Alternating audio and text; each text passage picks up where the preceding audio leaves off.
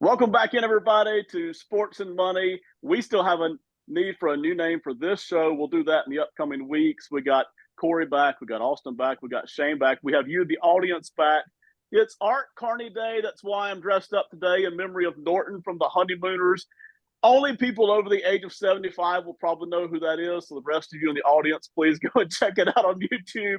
It's Art Carney Day. How are all of you guys doing tonight? It Here. Am. tired. Seasonal. Yes. Let's go. With that, let's jump right in. We have a whole boatload of topics for you tonight. We're in the NFL, we're into food, we're into a couple of other things. So let's get going. First, right off the top, first question. T. Higgins, of course. We don't know for sure yet that he's moving on from Cincinnati, but there's a very good chance that he might. If he were to get moved, which team would you like to see him get traded to, keeping everything in mind? Austin, you're up first. All right. So I put a lot of thought into this one. And obviously, it would absolutely never, ever, ever happen because it's a division rival. But the Ravens would be so much fun with T. Higgins. They've got the young guy, Zay That Flowers, who would be I'm crazy. such a big fan of Zay Flowers. But Odell's probably not coming back. Rashad Bateman can't stay healthy and it's just kind of pedestrian when he is healthy. T. Higgins Mhm. to be a big X receiver and have Zay running around between the Z and the slot, or the Y and the Z. And I mean, that would just be an insane threat, especially J.K. Dobbins just cleared to Yeah. play. Like he'll be back this year. That would be the best situation for him, but obviously not going to happen, unfortunately. Shane, Man, I love Austin's idea. Yeah. Um, That's a good one. I went with the cap space and a personal favorite. The Patriots haven't had a wide receiver in I don't know how long. So if you're going to go Yeah. quarterback and you're going to start a new offense and you want to start moving pieces around, T. Higgins is a weapon. I Yeah. think just like Austin said, uh, he is a great complement regardless of where you're going to play him and what role he's going to fill for you. So he can help an offense in any way. And the Patriots have some money and some picks to move around this year. they do. Corey, I'm going with the fact that, he's from Clemson. He had a really standout year his sophomore year. He went crazy in the sophomore year. He did really good in the college football playoff early in those years, crazy catches, kind of put his name on the map. Played good with the Bengals up until the Super Bowl run. So to circle back to the Clemson thing, he should go down to Jaguars with Trevor Lawrence. I mean, Mm. that would be a crazy weapon for them with ETN and just that whole Clemson reunion type of thing. I think that would be a great story if they could actually take it to the next level, win a Super Bowl that way. I think that'd be kind of cool. I like all of those. I think there's a lot of teams that will be fun for him.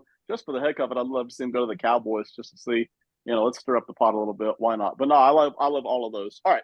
Second question for the night, because the NFL has been kind of sort of working on some rules changes. Some of them are coming out early this week, some of them maybe later with some of the kickoffs and the onside kick kind of stuff. So our question for the night is, what would you like to see the NFL do with onside kicks, 4th and 15 replacements, or other kind of end of game, help keep the score close for losing teams kind of stuff? Austin. Well, big news just dropped about the change in the kickoff rules, and it sounds like onside kicks are going to be staying in the game, and it's going to be traditional Mm-hmm. onside kicks, but you're going to have to declare that you want to go for it. And Mm-hmm. it'll only be allowed in the fourth quarter if your team's losing, and you can only do it twice. So, uh, definitely a slight change, but it's still the same, kicking the ball actually, not a 4th and 15 play or anything like that. I do think it would be fun to get the quarterback on the field. I mean, that's what everybody wants to see. They want to see the weapons. They want to see the offense.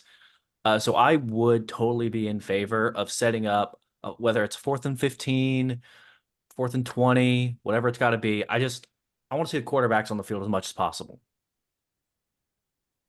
Agree. Shane. See, I agree with Austin. It's good with that way to if it's going to be 4 and 15, you get maybe a shot out of that. But I mean, I'm not a traditionalist in many standpoints when it comes to football, but longtime special teams coach. So I hate to see when they make this change to move things around only for special teams. I think some of the most energetic, get the crowd involved things are kickoff returns and punt returns. And when you're Yeah. going to start to change that up, I'd rather see those guys. The other thing is, like, that's your end of the roster there. So if you're going to do that, then why are we keeping 53 people? Let's start cutting people off there and turn it into 7-on-7. If we don't need to kick, we don't need to do this. We're not going to do the returns. Like Austin said, I mean, you're going to declare that you're going to kick it, to be an onside. I think the NFL sometimes they get in their rooms and start deciding how they need to make moves. And this is one of those ones where I think they're trying to change something that doesn't need to be changed. Fair enough. Corey. I took some time to think about it for a while because I actually was kind of still trying to figure out what they were trying to do with the rules. And I saw them doing the kickoff return, how they're kind of going XFL style. I think that could be interesting simply because the days of like special team stars are not like they used to be, like the Devin Hesters, the Cordero Pattersons, the Percy Harvins, the Dante Halls, like Darren Sproles, like Deshaun Jacksons. When they get the ball in kickoff turn or punt return and these opportunities to kind of, break the game wide open, it just don't seem like it's happening as much as it used to. If these things help that, I'm all for it. I do think we need more scores. We need more touchdowns from these type of plays. And I would suggest if we could do this, or if they could do this, this seemed like really basic common sense. Make the field goals worth more points based on distance. So say if you hit a 50-yarder, 5 points. Say you hit a 40-yarder, 4 points. 30-yarder, 3, 2, so on and so forth. And then if someone got the leg like a Justin Tucker or somebody, say they hit a 60-yarder, 6 points. I mean, it could increase the recruitment of certain type of kickers, get more boom. I don't know. Maybe it could be something to it. I don't know. Maybe. I just want to see bettors' heads explode when Lamar Jackson is on the 9-yard line, catches a snap, and runs 30 yards backwards. That'd be crazy. And just goes down 30 yards backwards. That way Justin Tucker can nail a 50-yard field goal for the 5-pointer. That'd be crazy. That'd be crazy. That's Yeah, I would love that. So I like everything you guys are putting out there. Ultimately, I wish they would leave it the way it was, say, 5-8 years ago. They're not going to. This is change that is coming, and it's not going to go away. So, yeah, I'm all up for, hey, 4th and 15s and 20s, extra points, whatever. Listen, let's do something. As a big baseball fan, and rule changes seem scary, NFL fans. I promise you, this will be good. It works out. Trust me. Just trust me. Next topic for the night. So Aaron Rodgers, there was some news last week about Aaron Rodgers and maybe a vice presidential candidate kind of a run. And that seems to have gone away as we kind of sort of figured it would be because he's busy doing other things like playing football, we hope. So anyway, it brought to mind what I thought would be a fun topic tonight. If you could pick out from head coaches and current players, one person for president, vice president, Secretary of the Treasury, and I'm going to say this wrong, so I'm going to try to read it, Chairman of the Joint Chiefs of Staff. You get one person at each slot. Who would you pick? Politics aside, because, again, I don't have time to follow the politics of all these people. So if you do, sorry. If we pick somebody you don't like, again, sorry, not really sorry. But, Austin, you're up first, man. Okay, well, obviously you need a head coach to, lead the ship as the president of the United States here. So I'm putting, I think, the best option here is Mike Tomlin, coach of the Steelers. Okay. I know some people are going to be big fans of that one, and I think he's one of the best leaders of men, in the game of football. He always gets the job done. I trust him. For my VP, I'm staying in the state of Pennsylvania, newly retired. He's got time on his hands. Jason Kelce.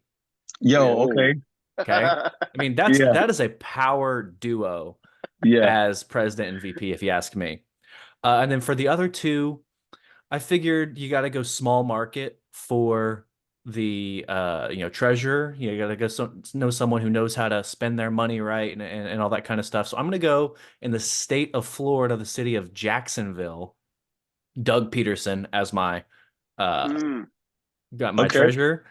And for the military guy, for the Joint Chief of Staff, I'm going with somebody who I think just has a whole lot of firepower on his offense, and he really showed that he knows how to use it last year. And that's what I need out of my military guy. I'm going Cleveland Browns head coach Kevin Stefanski. Oh, Okay. Oh yeah. All right, Okay. a lot that's of quite a Ohio four. and Philly right there out of Austin. Shane, That what's was your good. four, man? Loved Austin's. I went unity. So when I think you need to pick a president, you want somebody that's going to be right in lockstep with his vice president. So what you do, you pick John Harbaugh as your president. Okay. Better than us.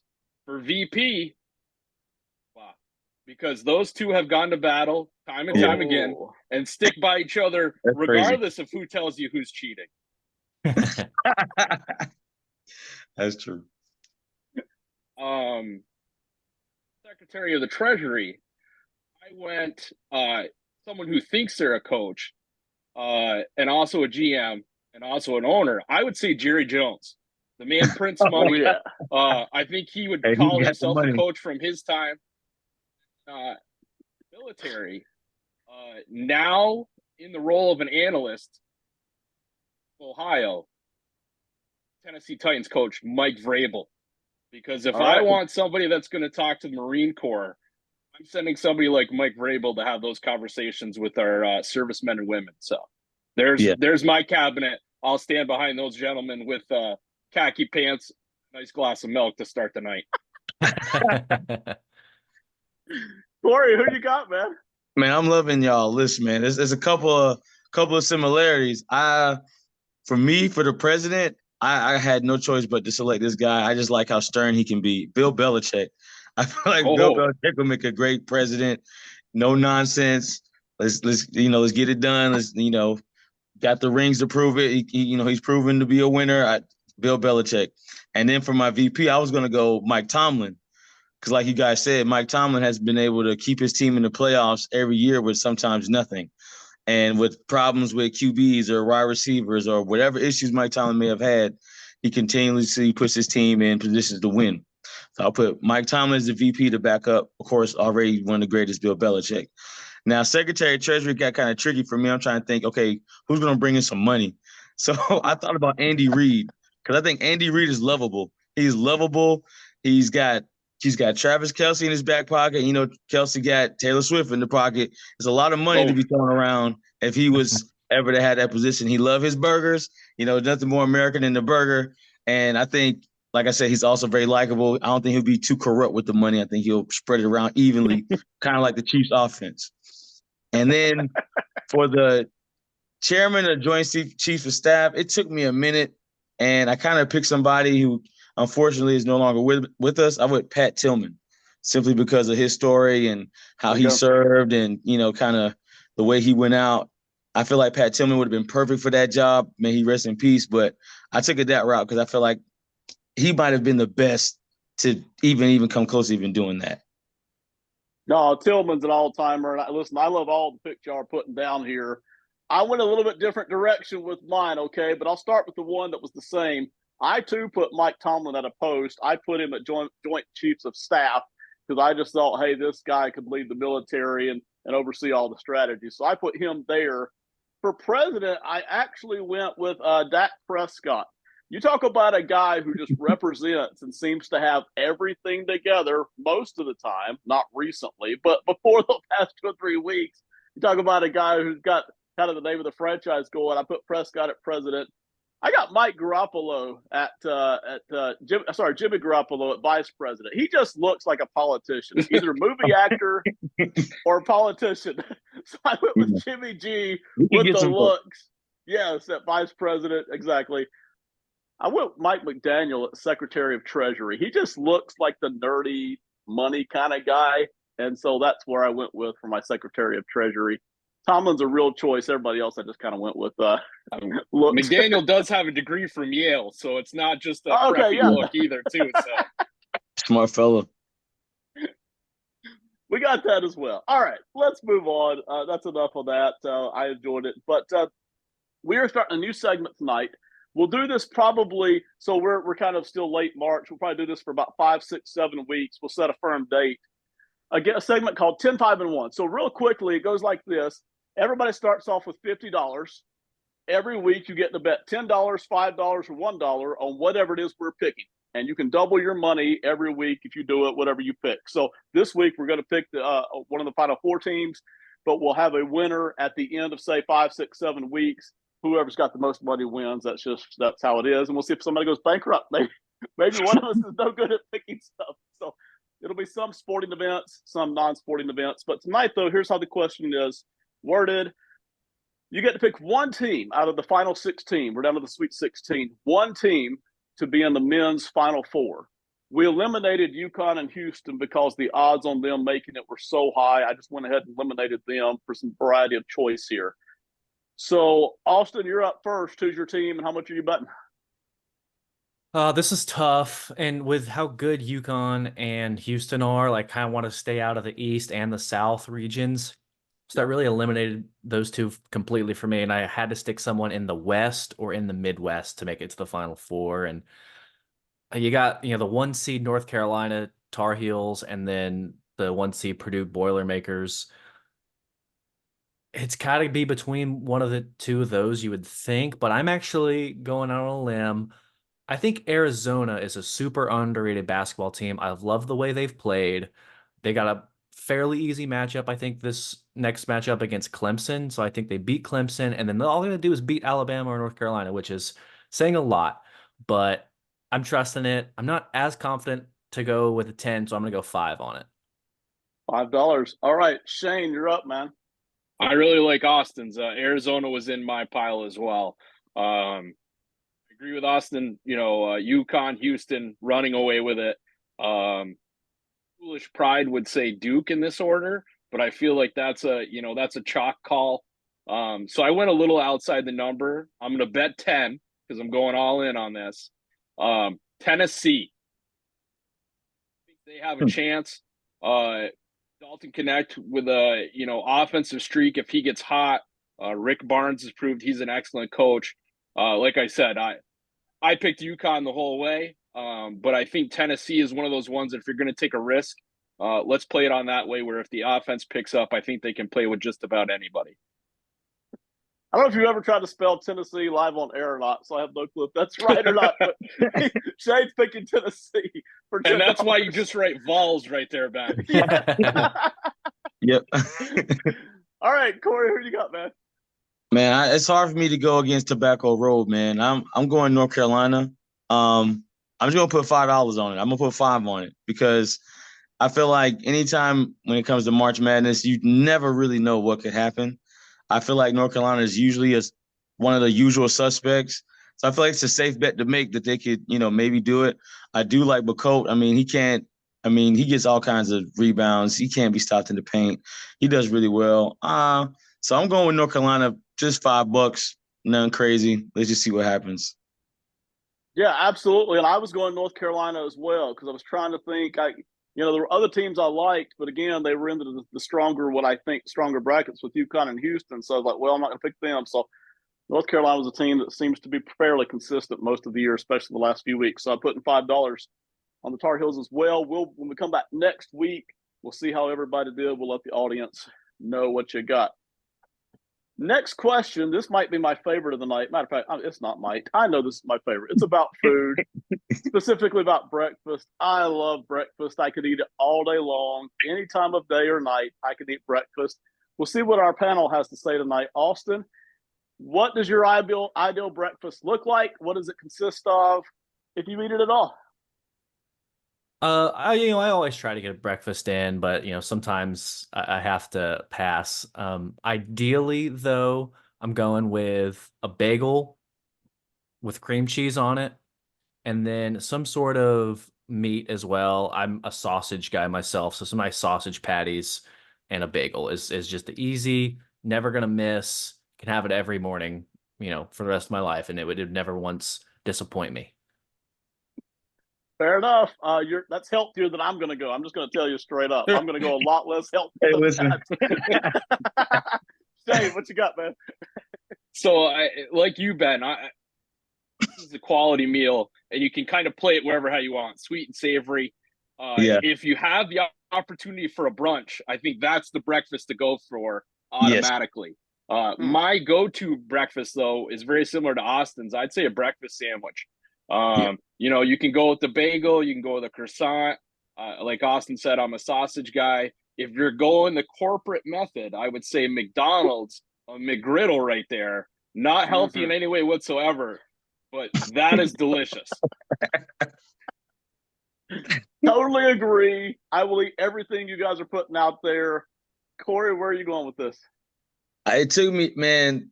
I'm a bit like you said. I'm a foodie too, man. And I thought about, man, all the stuff you can have with breakfast, man. You got grits, right? You gotta start off with some grits, man. You get some grits. You can put salt and pepper in the grits. Put some butter in the grits. Now with the grits, you got your eggs, right? And look, you can put cheese in either one of these things too. So you can do the grits, the egg, bacon. Of course, you gotta have a bacon. I like my bacon crispy, so you can kind of crumble it up. You can put it in the grits, you can put it in your eggs, you can crumble it up. And of course, with the toast, you can, like you said, like y'all said before, you can make that sandwich, the breakfast sandwich. And Shane, like you said about brunch, fish and grits or shrimp and grits, like stuff like that, man, you delicious, can't beat it. Getting hungry right now. And of course, the South's favorite, Waffle House. Check out the Waffle House. They got baby. Okay, I will eat everything you guys are putting out there, but my favorite breakfast looks like scrambled eggs, toast, bacon. That's where I start at with a lot of that. Not a little bit, a lot of that. And then we're going to have some gravy and biscuits over on the side, okay? So there cannot be a breakfast without gravy bread sitting over on the side. A lot of gravy, not a little bit, a lot of gravy. And then I'm probably going to have a pancake with some syrup after that. Just a little bit of sweetener to kind of kick it all off. I will be sluggish for 2 or 3 hours. I don't care. That is the way to eat right there. But I'll take the sausage. I'll take your McGriddles. I'll take your waffles. I'll take whatever you got for breakfast, and I will eat it any time of day or night. Absolutely love breakfast. Any final thoughts on breakfast? One more, salmon patties. Salmon patties is like, you ever had those before? Yes. No, yes. I haven't. Hey, Ben, tell them what it is, man. All right, so my way of salmon patties is just cut up salmon meat. It's like mince. It's cut up like pork cut up, but then you flatten it out and then you fry it. You just put it in a big old black skillet and you just fry it. That's my way. I don't know if that's what Corey's got in mind, but boy, that's some good stuff. I do have to shout out cereal as the best, like quick. Hey. I just need breakfast. Yes. I didn't wake up in time this morning. My go-to two cereals, Captain Crunch and Frosted Flakes. Yeah, those definitely some of the best out there. Yeah. See, I do cereal for dessert. I'm a big cereal at guy, night. but that's if I'm gonna go for that, like, you know, just pour that milk in there, sit down. Yeah. Austin's next movie to review, and then you know, doze off to sleep after that sugar kicks me out. Hey, that's true though. That's true. Especially that cold milk and Frosted Flakes, man. Man, I'm telling you. Yeah, I that's might have crazy. some Tiger knows what he's talking about. I'm gonna have some after the show. I just decided. Yeah. Yeah, I think I'm gonna give me something to eat too. All right. If there's anybody out there who has like a breakfast restaurant and you want to send us samples, we are open to that. We'll give you a shout out on the show. We won't turn that down. Okay. So food reviews. We will review your food. All right. Absolutely. Send it on. All right. Let's get down to our final 60, final segment. Austin, you're up first. Okay, well, you know I had to come in with a movie review. This is the most recent movie I've watched. And I'm just going to go ahead and say it. Not good. It was called Damsel. It's a Millie Bobby Brown movie. Millie Bobby Brown of Stranger Things fame. Yeah. She's great. Yes. No quarrels with her. But the movie as a whole, just overall forgettable. It's a princess who, you know, is set to, you know, kind of forced to marry a prince, but the prince isn't marrying her. They're sacrificing her to a dragon, and then she has to escape and survive the dragon attack. The CGI is surprisingly not that bad. Yeah. For, you know, just a Netflix movie. This is a Netflix exclusive, by the way. But Okay. Overall, the story just kind of lacks any depth. I would describe the movie as just forgettable. And you know, 6 months from now, you'll say, "Hey, what'd you think of that movie, Damsel?" And I'll be like, "I've never seen a movie called Damsel in my life. What are you talking about?" Which I might say, if you ask me in 6 months about Madam Web, I will know Madam Web. So much better than Madam Web still. All right, that's Austin's movie review. I look forward to it every week now that we've had it for a couple of weeks. Shane, you're up, man. Yeah, I mean, I was pumped just to wait for Austin, and at first I was hoping he was going to say Roadhouse because I really wanted to get yes, May- that's Austin's what I was pull on thinking that. too. So, Maybe next week. I That's a haven't real seen it thing. yet. so I won't ruin that for Austin. I'll wait for that because I can't wait to hear his breakdown on it. I have my own thoughts, so I can't wait for that one. But Oh man. for my 60 seconds, as you guys know, up north, we still get snowstorms right before Easter, and power outages and all the other fun stuff that goes along with it. I also think that this time of year is another great time for you to remember to be thankful for all that we have. And as Easter comes around, sweets, candy, the time together, brunch, kind of wrapping up the last couple of questions right here. Like I said, this is my favorite time of year. Just thankful for what's ahead and the year that's passed. So No, I love it. That's an excellent way to phrase it because it doesn't have to be just at certain other times of the year. Any time of the year, man, be thankful for what you got because some people got nothing. Mhm. Some people die with nothing. So yeah, we all do pretty well. Probably not as well as we want, but we all do pretty well, right? Yeah. All right, Corey. Oh man. I was thinking about some of the reviews that Austin was talking about, and it got me, watching some more stuff.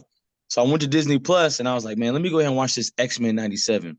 So Yes. X-Men '97, and it's got the nostalgia look from the old show, but the plot and the right, like the way they made it, got me really intrigued. I couldn't look away. I was like, man, this is kind of well thought out. This is well made. Like the way they have certain characters like interact and how they kind of go about life as mutants post Charles Xavier. I'm trying to ruin it for nobody, but it's kind of interesting how they took a different spin on X-Men because they've taken so many spins on the X-Men. And I was telling my family, like, yo, the X-Men are comparable to the Avengers in certain ways, but it's just like they didn't get that same Iron Man red carpet. But there was a time where, like, you remember X1 and X2 and X3, that was the thing. And then, of course, Wolverine's so popular. So the X-Men '97, Cyclops doing his thing. Cyclops is usually clowned a little bit, but Cyclops got in his bag a little bit. So I think X-Men '97 is a good look for Marvel as they go forward, especially with the Deadpool and the crossover, trying to resurrect some of that Marvel magic they once had. No, that's very cool. I haven't seen that yet. So me and Mike, is that kid friendly? I obviously haven't seen that yet. I think it's Y7, but it's not. I don't think it's too bad. I don't think it's too bad. I mean, they got fighting and stuff, but nothing crazy. Yeah, so we just real quick. By the way, me and my kids, we watch all the Avengers stuff. So there's a couple of the Avenger movies that kind of push it a little bit as far as your younger kids go. But in general, we like all that stuff. So we'll be watching X-Men too. All right, my final 60 is this. I got several really quick things while I'm thinking of it. Austin's on with us tonight. You can catch him with Tricky Takes, him and his buds over on Apple and Spotify. You can catch Odds On Favorite. That's another podcast with me and Robertson, who's not here tonight. We'll catch him at a later date. If you want to be on the show, if you're somebody out there who wants to be on this show here, you don't have to be an expert. Just come in, have an opinion, just kind of sort of know the names, be ready to rock and roll with a few opinions and move quick. That's the idea. Hit us up on the X at BenPark79, at BenPark79. By all means, hit us up there. Also, my sister hit us up on the comments. So out of our mailbag, Rachel Leah, shout out to her. She watched us. Thank you very much for that. Thank all of you for being here with us tonight. We really appreciate it. Austin did the editing last week. He spent, like, again, we have to do this quick because it has such a short shelf life. So he spent like a few minutes on it to get it better than I could get it. So anytime it looks better than what I've got it, I really, really appreciate that. Austin, thank you very much. Tell everybody goodbye. We're done. Thank you.